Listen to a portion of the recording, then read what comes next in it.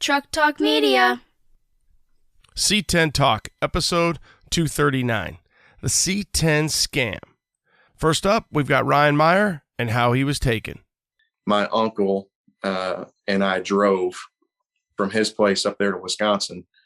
And, we got back in the truck after we left that shop, and both of us kind of looked at each other like we already knew, but we didn't want to talk about it.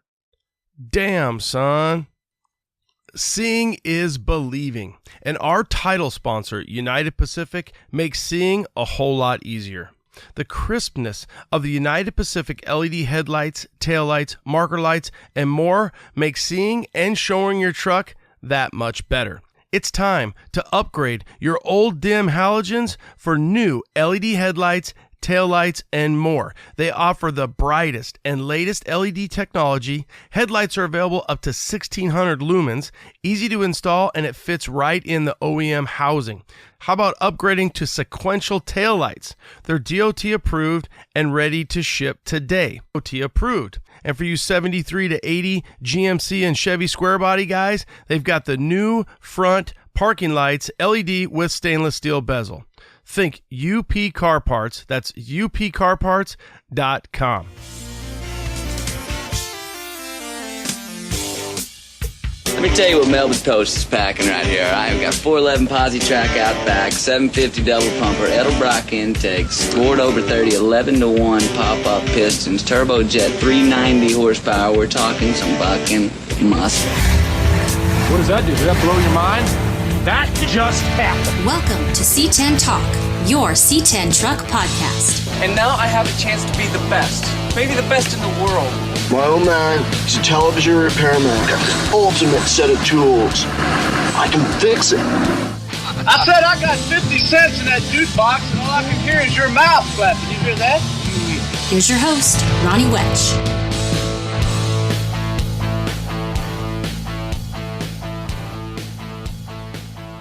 Here we go. What is up, C10 Nation? Episode 239 coming at you.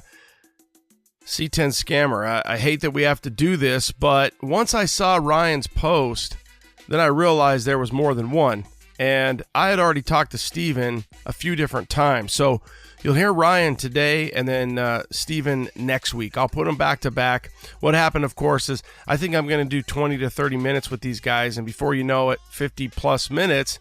And I'm not going to put out an hour and a half, 2 hour show. I'll just double them up. So you're going to get 239 with Ryan.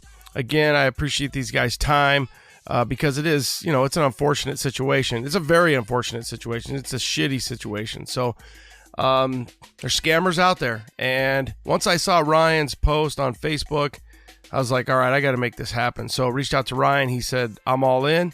And Steven, of course, Longbed Larry, said he would do it as well. So the bottom line is, and you'll hear us talk about it, is just trying to protect you guys. And there's some steps that you can learn from listening to this podcast. You can learn from Ryan's mistakes, from Steven's mistakes. And I'm not here to point out the mistakes, right? I would have done the same damn thing, especially with Eric, the guy in question. Now, Eric, I have reached out to Eric just because I think that's the right thing to do. Text, voicemail, Facebook message, direct message. So yeah, I have his phone number from previous. And even when I got on Facebook to send him a message, I had a history where we had already kind of talked before, and I would send people his way to if there was questions, so on and so forth. But the bottom line is, I did reach out to Eric if there's any kind of rebuttal or anything, because I think that's a fair thing to do. But ultimately, when you have the situations that you're going to hear about in the next two episodes, if it walks like a duck, talks like a duck, it's a fucking duck, right? Sorry for the language, but it's just an unfortunate deal. So let's jump into that. But real quick, we are going to have a Father's Day sale. So you can get online, trucktalkmedia.com, c10talk.com. What happens is all these other websites are supposed to go to trucktalkmedia.com. So sometimes like c10nation.com won't. Just go to Truck Talk Media. It makes it easier, trucktalkmedia.com. And we are going to have 25% off. I think the code is DAD22. That's DAD22. and that's 25% off. So starting Monday, when this is going to drop Monday, Dad22 gets you 25% off. Keychains, stickers, banners, hats, shirts, sweatshirts. Sweatshirts are probably pretty limited. Some reunion shirts if you at all want a reunion truck shirt from the show. A lot of stuff on there. Dad22. And how else, say thanks to Dad for everything he does. So, and ultimately, I hope you guys all have a great Father's Day. This will drop Monday, and then I'll drop Steven's the following Monday, which will be the day after Father's Day. So hopefully you guys have a great Father's Day. Hopefully you enjoy this episode. You learn something. Share it. Let somebody know about it. Maybe they, if we can change one course of somebody getting scammed over the course of these 2 podcasts, then we've done a great job. And that's what it's all about, because the community is as strong as we can be as long as we're communicating and letting everyone know and protecting each other. And unfortunately, I will say I felt like Eric was part of the community. He just, because you're like, what happened to this guy? But so let's jump into it. Episode 239 with Ryan Meyer. Please share it, like it, love it. Leave us a review. Let us know how we're doing. Have a great week, and happy Father's Day. Peace. All right. What is up, C10 Nation? A little different today. We're going to turn a negative into a positive, and we're going to start with Ryan Meyer. Ryan's out of Florida, and we are looking forward to, really hearing your story, and at the end of the day, turning what is a negative into a positive. So enjoy the ride on this one, you guys out there, and I thank you so much for your time, Ryan. How's it going? I'm going good, Ronnie. How you doing? I'm doing great, man. I do. I really appreciate you sharing your story. And, we've had one time I had a guy where his truck got stolen, and we've tried to learn from that experience and insurance and making sure, you're insured for so much. But this one is very unique. And then what happened for the audience was Steven, AKA Longbed Larry, had the same situation with this particular builder. And then I was on Facebook the other day. I see you kind of your journey, you put it into words, and it probably felt really good, obviously, because you're kind of at the end of this crazy journey. But there was a common thing there, right? A common builder. And I just was like, hey, reach out to these guys, both Ryan and Steven, and said, hey, do you want to share what's going on with you guys? And this has been a long time. I think Steven's is probably almost 5 years it's been going on. Steven's, yeah, quite a bit longer than mine. Yeah. So misery loves company, I guess, on this. But at the end of the day, what we're here is not necessarily just to bash the builder or the individual, but and it'll come up, and that's fine. But we're here to learn so that the audience can, kind of not make the same mistakes. So tell us a little bit about who Ryan is, and then we'll get into the journey. Well, I live here in the Panhandle of Florida. Build custom homes. I've been doing that for about 8 years. Do a little bit of side hustle on flipping cars, and it turned me into a passion of wanting to build my own. And so 20, 30 flips go by, and I'm like, I got a little nest egg here. I'm gonna start my own build. And that's where I started searching for a builder. And lo and behold, how did you choose the correct one? How did you find Eric? On these forums and pages, I just kept seeing this guy commenting, and he seemed pretty knowledgeable. He was always trying to bring a solid word in, and I don't know. And then one day he put a rendering up, and I was like, I wonder if this guy's legit. So tried to research him a little bit, and saw that he had built a few trucks. But I should have researched quite a bit more, because I got put in a trick bag. Man, I look back and I had experiences. I met Eric. And we'll just get it out there. Squarebody Specialist. For the audience, just so you know, again, this isn't Jerry Springer. I'm not looking to just completely bash Eric, but I will also reach out. I already have, and let him comment, because that would only be fair. But at the end of the day, you've got two good dudes who are just trying to build trucks, who have a common situation to being taken. And that's the thing. We have to be careful, right? When we expand out, we're not using a local builder, or it could even be a local builder.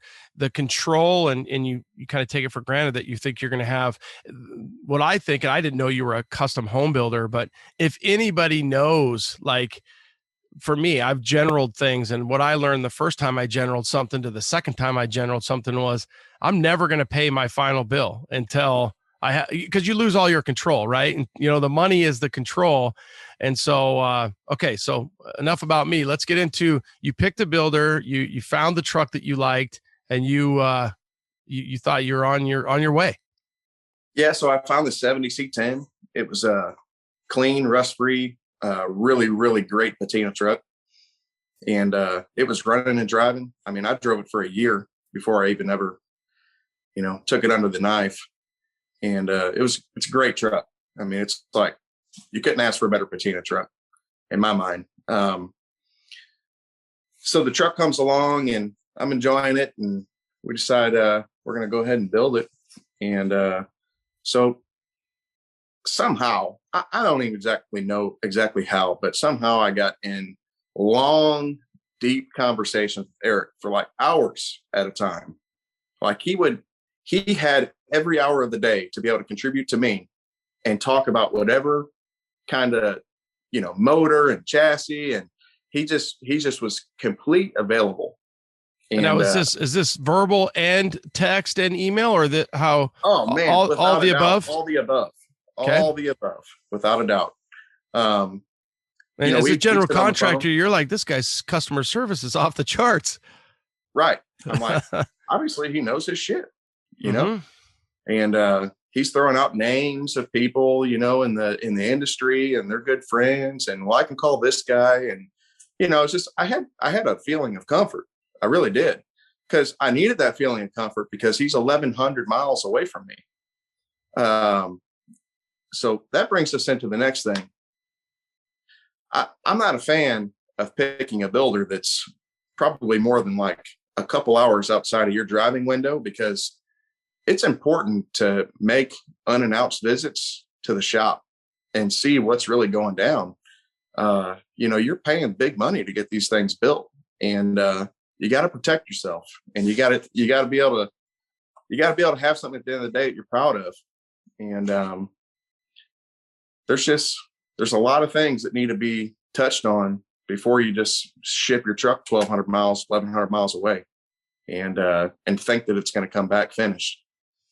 All right. So one of the number one things there, it sounds like you're saying is, hey, if you can stay, no more than 3 hours, you can pop in, you can make some unannounced visits and check in on what's going on with your baby, your project, because you might be being told one thing and you might find out it's a little different. And we've seen that. We've seen that with Paint Prison. We've seen that with different builders, and some builders I will, and I'm not here to name names on some of that, but where you will see they're robbing Peter to pay Paul, right? They're taking Ryan's money to finish Ronnie's truck. They're taking Ronnie's money to finish Steven's truck. And they get, that cash flow ends up becoming a problem, becoming a situation. Yes, sir. So it's almost like that. I think that cash flow thing you're talking about was happening. So Steven and I are probably sitting back going, man, I hope somebody else jumps on board and puts a pile of cash in so we can get some stuff done to our trucks, because our money is probably gone. And so when the truck's there and I'm being told things that are being done, all of a sudden, like, communication just falls apart. Wow. And like, you were being spoiled before. Yeah, I don't have time. Right. Yeah, I don't have time. So-and-so is supposed to be sending me that picture. And, COVID, I can't really drive an hour and a half to the shop because, I've got my family at home now that can't go to school. And, my employees quit, and because they're making more money on unemployment right now. And it was just one thing after another. And it was a sad situation because I, at that point, had zero control. I have immensely overpaid. And so I had to play Mr. Nice Guy. Like, hey, man, do you think you can do this? Do you think you can send me this? Like, do you think we can call and try to get together on something? And the whole time I'm just like, I get nothing.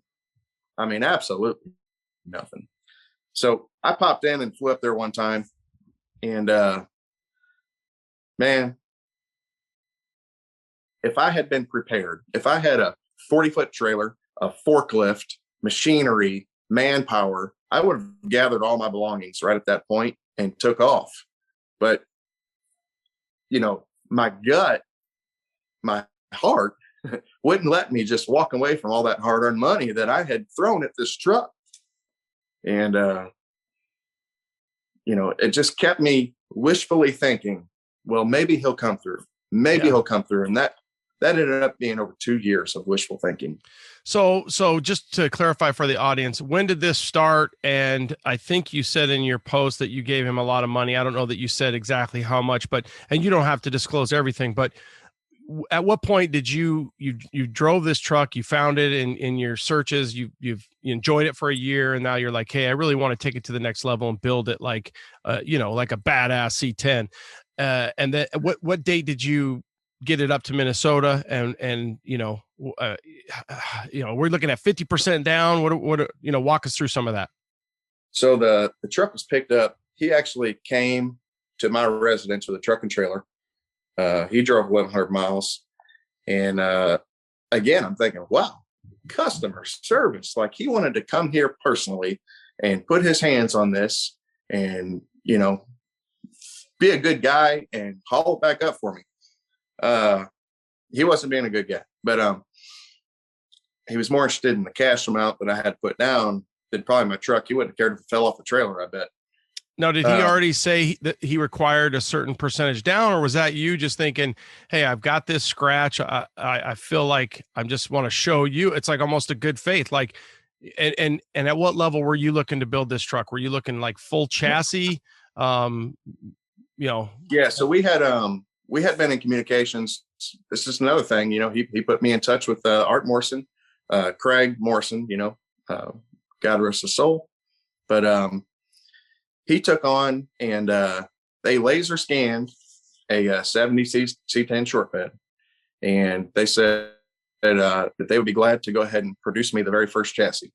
So I have serial number 1, 67 to 72 Art Morrison chassis for a 67 to 72 C10. And I thought that was pretty cool. That again was a huge learning curve. The first Art Morrison chassis on the market, we had a lot of unknowns. And I'm LT5 powered, 10 speed. We thought we had to raise the bed like 3 inches, ended up being like 9. And, there's just a lot of hurdles to get through there. So let me rewind again about when. So, obviously we're mid 2022. You brought up COVID. At what point what day did he come down and get this truck? He came to me on June 7th of 2019. All right. So yeah, we're almost exactly 3 years ago. 3 years. Yep. Okay. And then he's all in. You're going to give him some cash. You've got an idea. You're going to be Art Morrison chassis number 1. You're excited about that. He's selling you on all this stuff, gets up there. And then at what point were you like, because again, I feel like as a man who is dealing with trades nonstop, your job is you're a glorified babysitter. You're very organized, I assume, right? As a successful general contractor who's been working in the trades for 8 years. There's got to be a point where you're like, I do not feel good about this. Like, and was that the time that you said, babe, I'm booking a flight to Minnesota? Yeah. So I made my first trip up there in January of 19. It was actually my birthday. So January of 20, because he picked it up in June January of 19. 20, correct. Okay. Yeah. Yep. So pre-COVID, right before the craziness hits, right? We've got a few months of normalcy. Craziness. Yep. And happy birthday, Ryan, by the way. Thank you. So Eric had talked about, my shop, my guys, my painter, my fabricator, my this, my that. Lo and behold, when I arrived in January, it was not Eric's shop. It was not Eric's guys. It was not Eric's painters. It was not Eric's fabricators. these were all subcontractors of Eric. And this was like, that's why he was saying, like, I can't drive to the shop a lot, because this shop was like an hour and 45 minutes from his place. And it was in Wisconsin, a completely different state. So when he tells me, hey, and this is all new. This is all new to you. Yeah. Like I said, he laid it out there like everything was his. Yeah. Yeah. And in Minnesota, I would have never thought he was in Wisconsin. Again, I've met him in person. He came down to our little run from Texas from Dallas down to LST.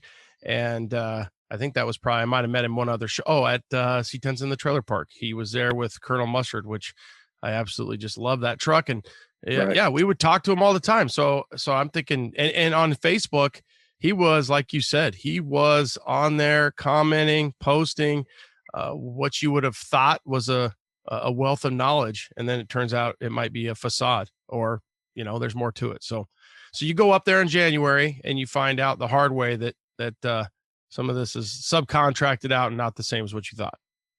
Yeah. And the shop was an absolute wreck.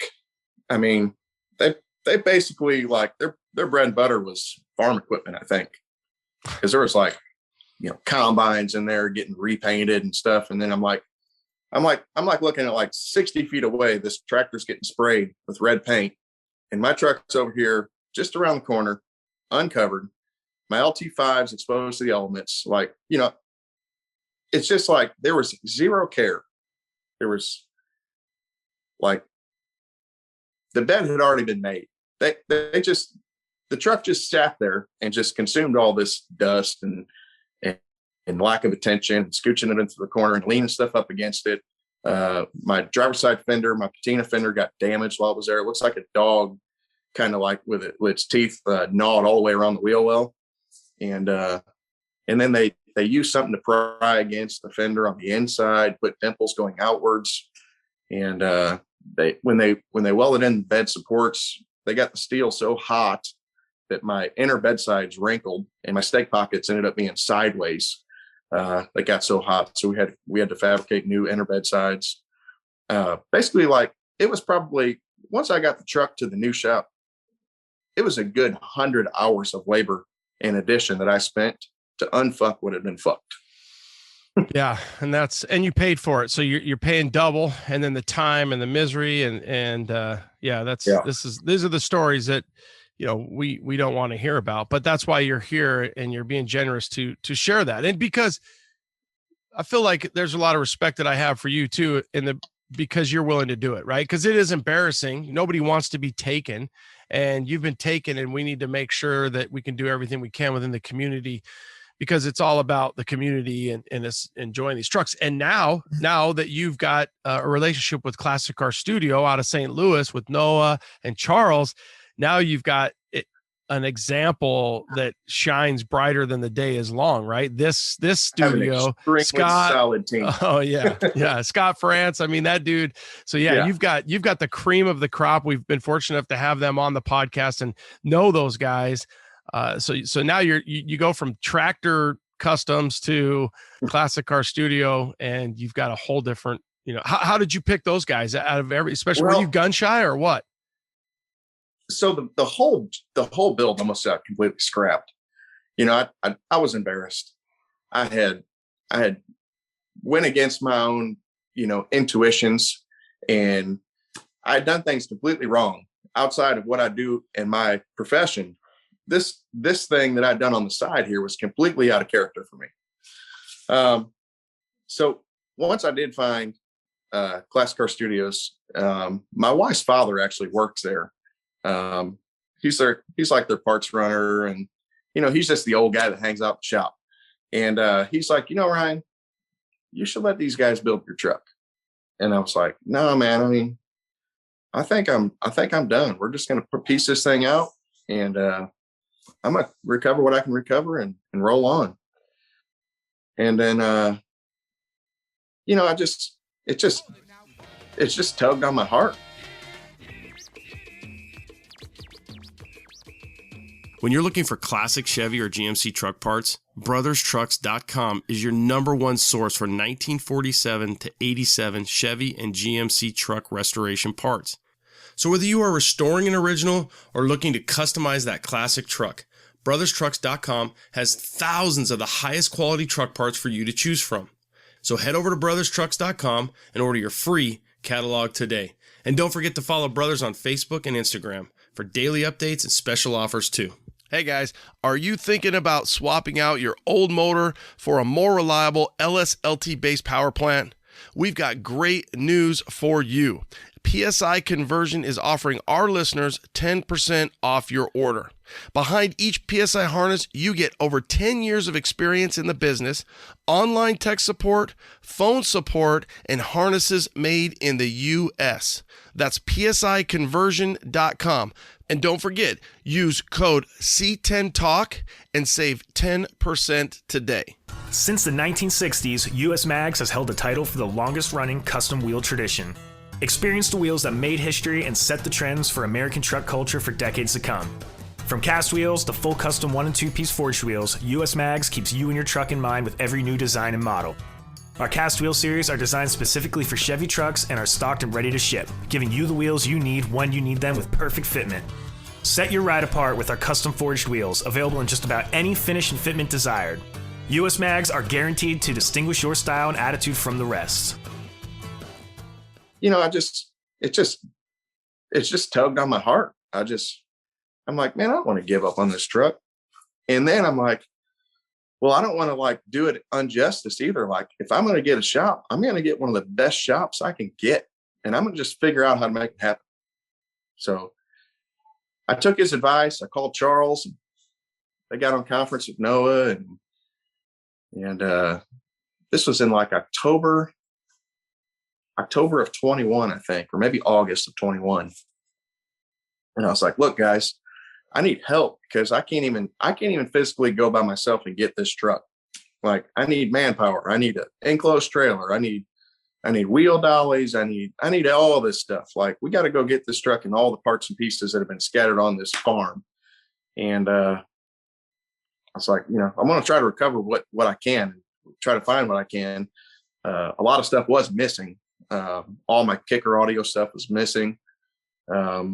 A bunch of Steven's stuff was missing. I mean, he wanted to keep his original steering column because it was his dad's truck. And, you know, they couldn't find a steering column, couldn't find bumpers, couldn't find this, couldn't find that. You know, it was complete chaos. But so a few questions, and I just kind of from the timeline. I don't, sorry to interrupt on some of that, but so January of 2020, you go out there. At what point did you get the Art Morrison chassis? Was it delivered to Wisconsin? And then looking back, was Eric just stringing you out? Because I'm thinking by January, you're like, I don't like where I'm at. I don't like my situation, but I've already invested so much money and he's got my truck. It's clear up in Wisconsin. So I'm just kind of, I feel your pain, man. I don't want to be put in your situation, believe me, but I feel, because I've been in that situation. Like I said, I think I said it before we went on air, but when I've generaled stuff, the only thing I've learned is try to keep some of my money so I can have a little bit of control before the job's done. You doing that for a living. So yeah, walk us back. Okay. January, he's probably telling you everything you want to hear, but you're seeing things you don't want to hear. And then, like I said, the Art Morrison chassis finally gets delivered and I'm assuming it gets delivered up there. Yeah. So Art Morrison chassis rolls in. Let's see, when I was there in January 21, it was sitting on the chassis. It looks like they pulled an all-nighter. And because I did announce that I was coming. For one, I wanted someone to be there. And number two, I wanted to be able to see some work that had been done. So it looks like they had pulled an all-nighter the previous night and just kind of threw the bed on some hockey pucks and 2x4s and sitting on the chassis and then had somebody else's wheels that were just rolled underneath of it. And just to kind of like give it a presence of, look, we're doing something.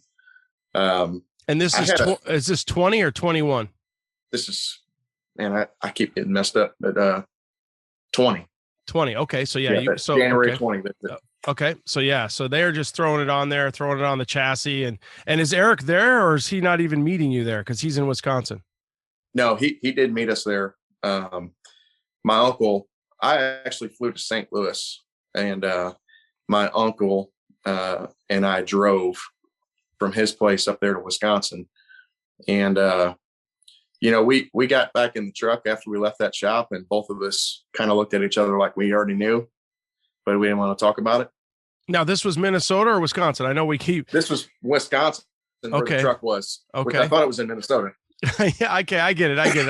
I think I might have. I thought it was his shop was in Minnesota. So you're saying no, nothing's really happened in Minnesota. It's happened in Wisconsin. Right. Okay. So you drive to Wisconsin and you figure it out. And Eric he's not there when you show up because you're showing up unannounced. No, that visit he was there. I was announced. He just that was my birthday visit. We're still on that one. That was other than my collection visit. I think that was my only. No, I had one more visit in there during COVID, but I visited one more time. I don't remember when, but it was probably November of 2020. So we've got 19. He picks the truck up. January 20th, you go up there and you find out it's Wisconsin, not Minnesota, but you've got the chassis. You go up at your birthday visit. That's like, happy birthday. We threw this together for you on hockey pucks, and you and your uncle, you've got that feeling in your gut. Eric did meet you. And then later that year, which would almost be a full year later, and let's just call it the fall of 20, you go back up. So what happened there? And was that an announced visit? I go back up in, I think November, we'll call it a year later. And I did announce it again. And now again, I'm sorry to interrupt you, but you're talking to him on the phone, you're emailing, and he's just not telling you he's not giving you anything or sending you pictures or not the progress that you as a general contractor would be giving your client. No, not at all. And he's fallen hard on COVID. Like COVID this, COVID that. I can't get this done because of COVID. This place is closed because of COVID. I can't, these workers have COVID. Their mothers have COVID. It was a whole year and a half of basically him saying COVID was the reason why absolutely nothing could get done to my truck. So that's when I decided I'm going to head back up there. And that's when I flew in. And I get there, and again, it's just full of trash. Like there's 2 inches of dust on the walls. It's like, it's not a custom shop. It's very well not presentable for anybody that should be building a high dollar rig that's supposed to go to SEMA and supposed to do all this, worldwide traveling and supposed to get all this recognition. If anybody had done an at-shop interview about that truck, holy cow, would have been a laughing stock. It would have just been a joke. And I finally got the courage after that visit to start figuring out the exit plan. And didn't want to. I still had faith. I'm a faithful man. And I was like, I've never done anybody like this. And never. How could somebody do this to me? So that's what I kept falling back on. How could this happen to me? But we have closed that chapter. Yeah. And started a new book. Nice. Yeah. That we didn't close the chapter. We closed the book. What, you could almost name your truck the new chapter or the new book. That might be a good name for it. So at what point did you connect or interlink with Steven? So for the audience, Steven's going to be back behind Ryan. We're going to interview Steven. And I've been talking to Steven for years about this. I don't know at what point he's always kind of like, hey, I don't want to just cry about it. And then when you get more than one guy, again, that misery loves company. And I'm like, I got to get this out to the world. And so at what point did you figure out, or was a connection made that both you and Steven were in the same boat? We actually got a group chat going with Steven and Ashley Wheeler. Ashley Wheeler actually is a good buddy of mine that probably leaned more towards using Eric. He had a 2-door Blazer he was going to get painted. And he sent it from West Virginia all the way to Eric. and I think paid up front, or at least half down, for a badass paint job. And so we created a group chat together. But how did you guys even figure it out? Because when you went to the shop, or how did you did you already know Ashley, and then how did you find Steven? Yeah, Ashley and I were already friends, and but I didn't tell him. I didn't tell him to take his truck there. It kind of just happened, and it was in the earlier stages of my build. So if I had known, I would have told him my 2 cents about that. But it was unfortunate for him also, because he lost all of his money, and he went and picked up the truck, collected it, and headed home. At least his truck wasn't, pieced out or anything. It was exactly how it was given to him. It just was nothing done. Steven and I, we kind of knew, we didn't know each other, but we knew of each other, and the fact that our trucks were in the same place. So a couple Facebook things back and forth, and we connected. And there's another guy named Matthew that was building a crew cab dually. And that truck had been at the shop for several years, longer than mine also. And so we all kind of gathered together, talked a few times, and talked about like what our exit strategy would be, or possibly legality actions. But at this point, it seemed to me like spending more money on the legal side of this was going to be just more money lost, because there's no way he was going to be able to repay any of us or all of us. I feel like he had already burned through all the money. It was spending good money after bad. And there's a possible international trafficking case that could have been put on against them. But again, I didn't want to put, attorney retainers down, and I kind of just wanted to move on. I wanted to forget about the whole thing. Yeah, I've heard that multiple times. Like a Dave Ramsey type thing is the only people who make money, when you go to court as the lawyers, you spend all that time, all that money, and you're just chasing, you're using good to chase bad. I'm not sure what you mean. Give me just a quick education on the international trafficking. Like, what would that entail? Because I honestly have no concept of that. So I'm assuming the audience might not know. Because he had taken cash from several individuals in several different states and not performed what he said he was going to perform for that cash, it became a international. I don't know if it's international or I get it, like interstate. Okay, yes. Interstate. So he's got Steven, he's got Ashley, he's got you, he's got the guy with the crew cab, Squarebody or whatever. So he's got multiple people where you guys could come after him. But I don't know. I don't know if he has anything or not. But if he doesn't have anything, then there's nothing to take, right? Right. I mean, if he doesn't have a shop, he's just relying on subs. So he's probably just living off our money and getting them to do whatever they possibly do for the minimum. And,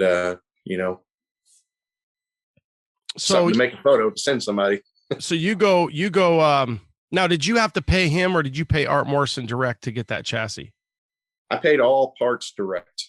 Okay, that's good. I only paid Eric for the estimated 500 hours of labor, out of which we would figure probably be about half of what the labor was that was going into it. So I put about half down is what I would say on the labor side.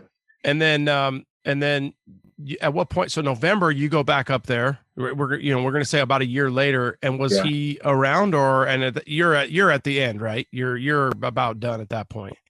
Yeah, I'm just trying to figure it out. Like, wanted to make one last ditch effort to see if anything could be resolved, or if we can get some kind of progress. And then I saw the structure that was made out of 1-inch tube for the raised bed, and it wasn't square, and the welds looked terrible, and the bed sides were heated up, and it didn't open and close without clanging on each other. And I was like, you know what?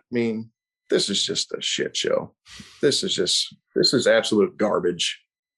So that trip kind of sealed the deal for me. It was like, I need to get out of here. And I think Steven went and checked on his truck around the same time. maybe a little later, but he was like, man, Ryan, you got to get your truck out of here. We got to get our trucks out of here. Yeah. Yeah. And I think Mike Losh helped Steven get his out of there. Right. And we'll talk about his time frame. So November of 2020, you've been, fed a bunch of bullshit, a bunch of lies. Can't do this because of COVID. Can't do this. You spent a bunch of money and you're thinking, okay, what's my exit strategy and how do I get it out? Were you worried about where to take it? Like, were you thinking I need to take it somewhere and know where I'm going to take it before I take it? Or I just need to go buy and or rent an enclosed trailer and get that thing out of there because I'm going to lose my ass. Well, I knew I was going to lose my ass. But I didn't want to drive it 1,100 miles back home in all the pieces that it was in and not have that exit plan already thought out. So, I didn't want to bring the truck home.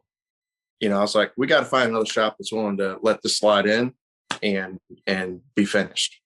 And that's when, Charles and Noah stepped up. I mean, they were like, we don't necessarily have the time to do it, but since you're not a full repaint, we're going to make it happen. And it was awesome.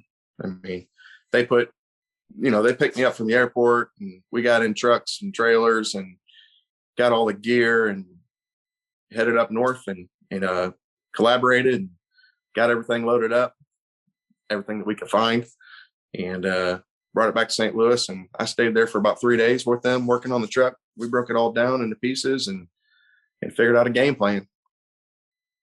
At that point, were you, you're back, you're in St. Louis, you're at Classic Car Studio, you're with Noah, you're with Charles. Was that surreal? Was that like, I got here, I'm not happy about how I got here, but at least I'm here now. And I'm done with that chapter or that book. I didn't think in a million years I was going to be able to put my truck in the shop like of that caliber. I thought I was going to be, I thought I was going to have to find somebody that could really, really step up and build the truck that I wanted to build without having the abilities that they have. And so, yeah, I mean, it made it like an incredible journey. And it really actually put like some hype back in my spirit. And I was like, you know what? We're just going to let this, whatever this truck turns out to be, it's going to be awesome. Yeah. Yeah. Did you end up coming up with a name for it? The truck is called Dirty Martini. Oh, okay. Yeah, it's perfect. Yeah. I'm not a martini drinker. I don't even like martinis, but the truck is nasty and it'll make your head spin. Yeah, and it's on the first Art Morrison C10 chassis. The exhaust is second to none. The wood in the bed looks so good. Big old wide, rear inner fender. So obviously they cleaned up all the shit that went wrong, right? So they went through it and tidied it all up. They definitely had to spend a lot of time redoing a lot of things, and not only that, just redoing them, but having to do them correctly, just because they weren't done correctly at all. Like my one-off wheels that were built by Spark, they're just badass, awesome wheels, but the front back spacing was measured incorrectly by Eric, and had to rebuild those wheels. And that was like there's been many unfortunate events. The rear was wrong too, but we were able to correct that by narrowing the rear end. So that saved the rear wheels, but the front wheels had to be recut.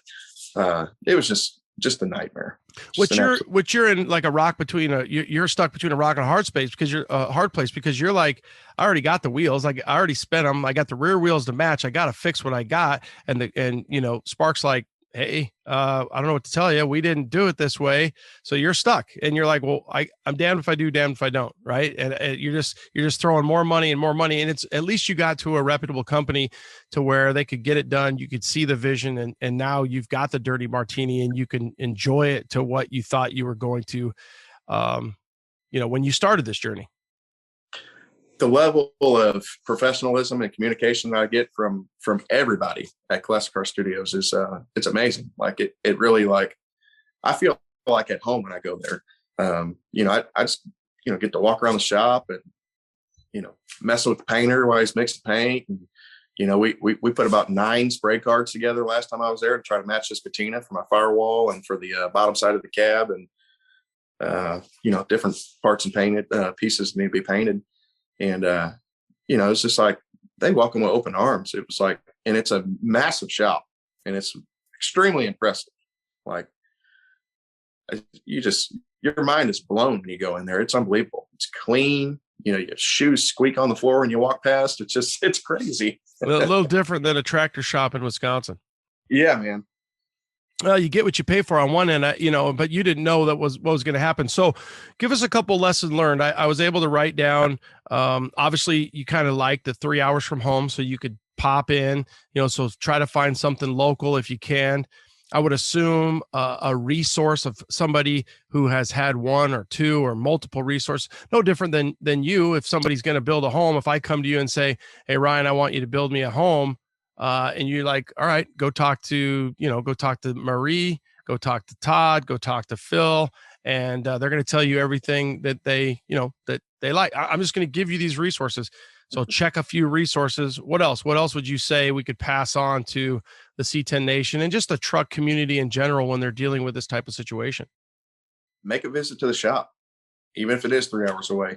If you feel like they're the right shop, go in, check it out. Cleanliness and orderliness is huge. And in this industry, if you're going to be a successful person, like you can't have 18 feet of spider webs on the walls and parts leaning up against vehicles that are supposed to be it's just go there, do your homework,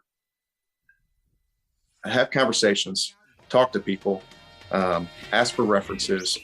So you bought a C10 and it either had AC at one time or it wasn't even an option. Well, Vintage Air has the solution for you. Their SureFit kits are designed to place the evaporator and hoses behind the dash for a factory clean look. In most cases, the SureFit systems will be controlled by your stock dash controls using their exclusive cable converters. The Gen 4 kit provides infinite, just right temperature, air blending, and blower fan speed adjustments. The Vintage Air SureFit kits are the best value and the most completely engineered air conditioning system you can install in your C10. Add the fact that Vintage Air has been the most respected name in performance aftermarket climate control systems for 40 years. 40 years? Damn, son. The choice is obvious. VintageAir.com. C10 Nation, what's stopping you? Well, CPP has you covered. They offer multiple different options to make the disc brake conversion as easy as possible on both you and your wallet. From stock height conversions to their Big Brake Grand Slam kit. How's your altitude? You need to get a little lower? CPP has you covered there too.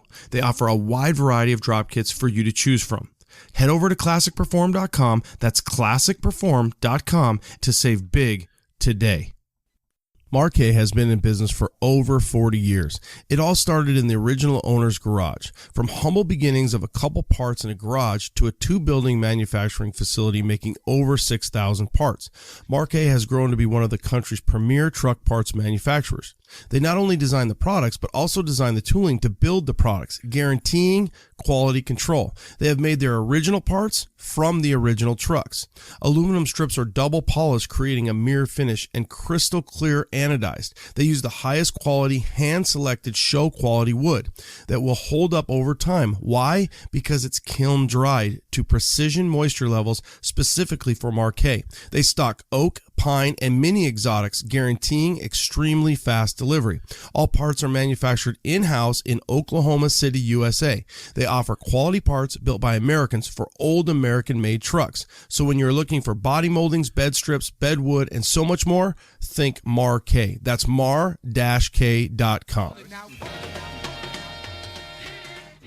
Have conversations, talk to people, ask for references.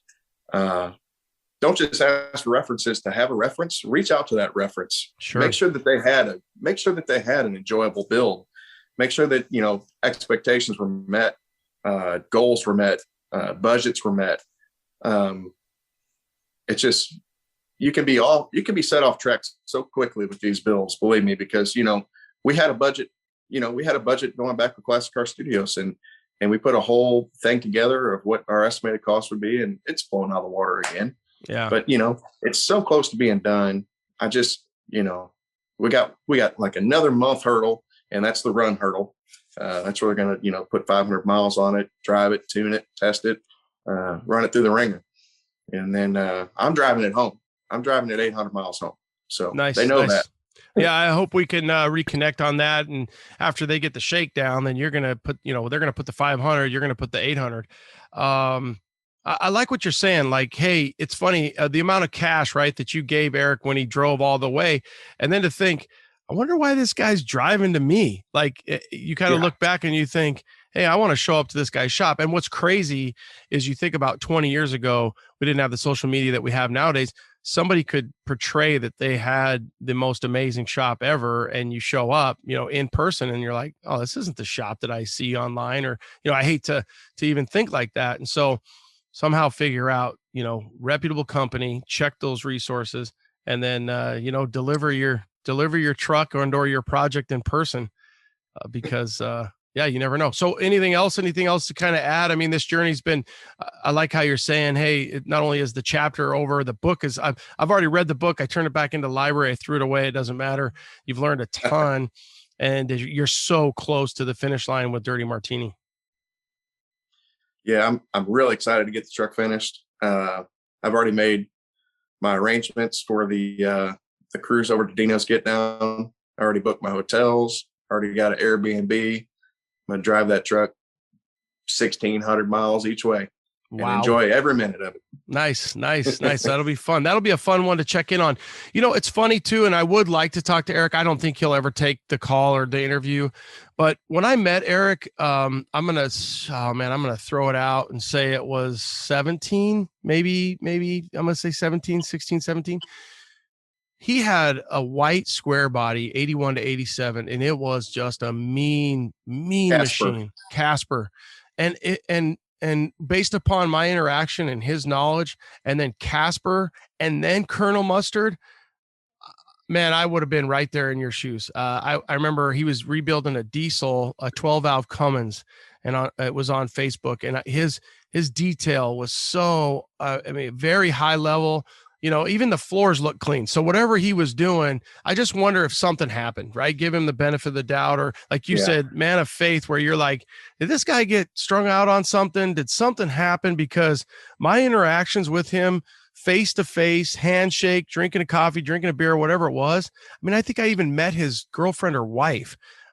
He seemed like a straight up dude. He did not seem, but then once I talked to Steven, I was like shocked. Like, he's like, dude, you understand that my truck is still there and nothing is happening. And then, he teamed up with some guys, and they just had to get it out of there. Yeah, I think this is my guess on what happened. I think that at one time, Eric could talk and walk the walk.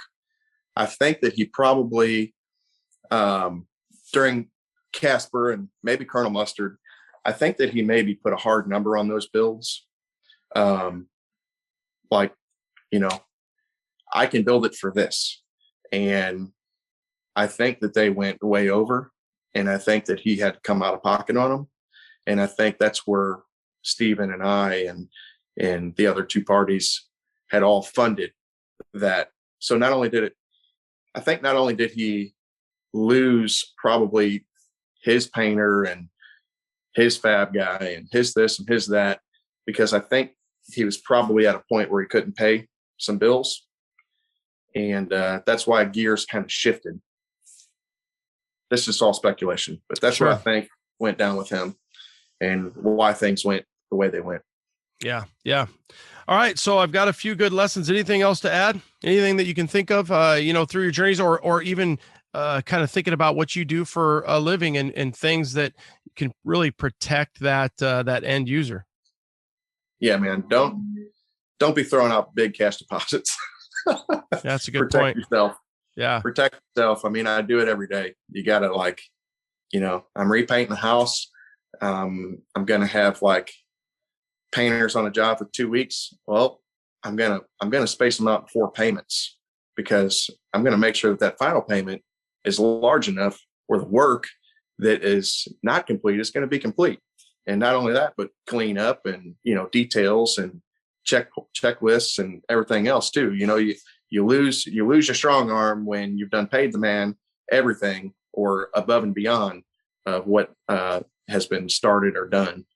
And you gotta protect yourself.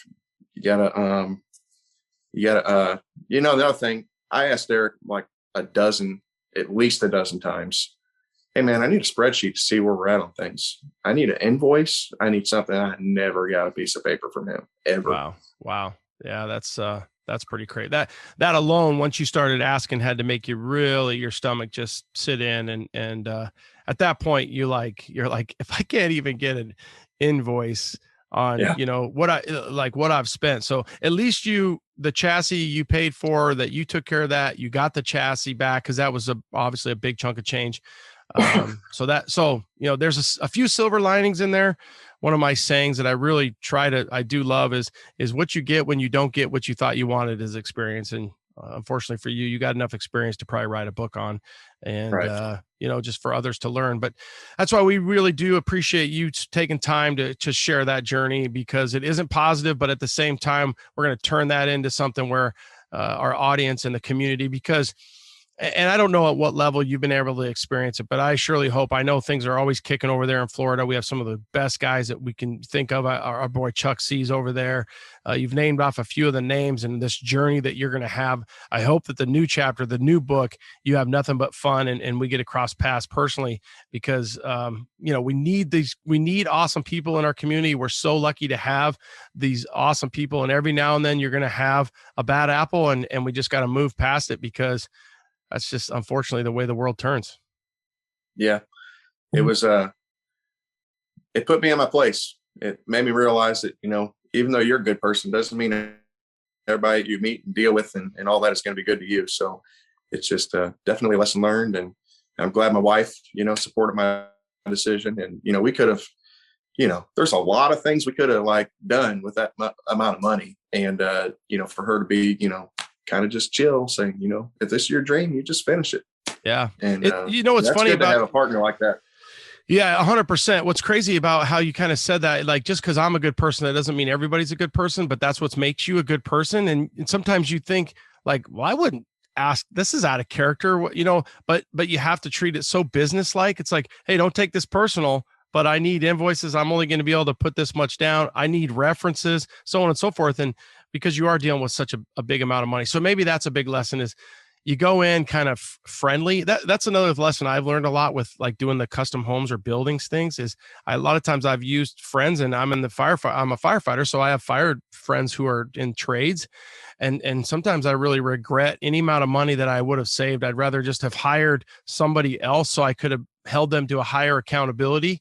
And so that might be something too, where the audience can really learn. It's like, you treat it like a business. I mean, no matter whatever it is, whether it's paint, whether it's body, whether it's a full build, the more you can, protect yourself and treat it like a business.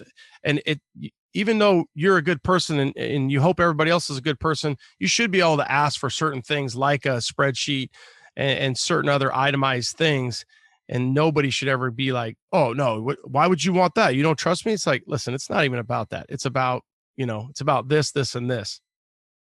Yeah. It's also about the fact that I wanted a piece of paper that said how much money that I had given him. And I just never, ever got that. I was supposed to get that upon his arrival. And then, he says, well, I didn't have a chance to print it off. So we had absolutely nothing but an exchange of cash and a vehicle and on this business transaction. And that right there should have sealed the deal. I should have said, you know what, this is a bad decision. I'll pay you for your time, your mileage. You just head on back up. Yeah. Hindsight's 2020, right, brother? I mean, yep. You look back and you're like, this big old wad of cash, here's my truck, and boom. And as that's going away, there's, whether it's 1% or 5%, you're thinking, oh man, I hope I get, an invoice in the next week that says this, and this. And unfortunately it didn't happen. So, all right, I'm going to let you go, Ryan. I've got a kind of a hard out on this one. I do appreciate your time. Why don't you go ahead and tell us all your socials? So if anybody wants to follow you, get a hold of you, Instagram, Facebook, all that stuff. I just got a Facebook. It's Ryan Meyer, Meyer. And, every time I post about my truck, I think I hashtag Dirty Martini, but a lot of drinks pop up. So you got to scroll through those to find a truck. I'll do some posting on that and get it out. And I've got, we've connected, so I'll definitely share some of this and share the story. And again, like I said, I appreciate your time, brother. Thank you, man. I appreciate it. Yeah. Awesome. So you're about a month out, right? About a month out from being done. Yeah. So they plan on taking it to a show in Kansas City. I think it's the second week of July, and their intentions are to drive the truck to that show and drive it back, which I think is about a 4-hour trip each way. I think when they get it back, there might be some final tweaking, and I'm hoping to get it by the end of July. Cool. And then from July, you'll be doing your shakedown on it. And then early November, you'll be headed out to Arizona to the get down and having a good time. And at that point, I'll be there. And I don't know if I'll have a dirty martini with you, but we'll have a beer. Awesome. All right, brother. I appreciate it. Again, have a good weekend. Thanks again for your time. Thank you. You too. Crazy shit, right? Well, again, I appreciate Ryan sharing that story and that journey, and we can hopefully learn from that. So happy Father's Day for everybody tuning in. And don't forget that sale, trucktalkmedia.com. That's DAD22 is the code, DAD22, to save 25% on everything that we've got in the store. Again, I'll have Steven next week with his side of the story and what he's got going on with his build. Appreciate you tuning in. Have a great week. Late.